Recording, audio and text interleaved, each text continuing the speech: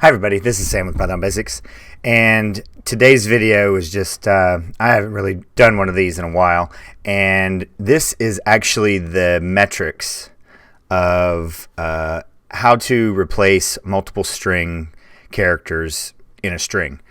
And it is now a couple days past a year old, and it already has 5,213. I thought I remembered it being the first as the year mark, but it was November 30th. So I'm a couple days behind, but you see that it was watched a lot as it was released, and it died off, but it's actually been surging. So, and we got, I think I've listed it is 24 subscribers have come from this. So I can't tell you guys thank you enough. I just wanted to do, I glanced and I was like, you know what, I haven't said thank you in a while. So I just wanted to do this real quick video. And I mean, this is the most views in a year mark that I believe I have had so far.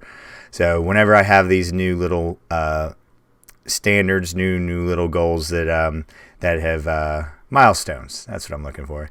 These new milestones that have been met, I want to make sure everyone that is here knows about it, because you guys spend a lot of your time and energy coming back, sharing, supporting, writing comments, watching these videos. There are plenty of other Python videos out there, but I just wanted to take a quick second and say thank you.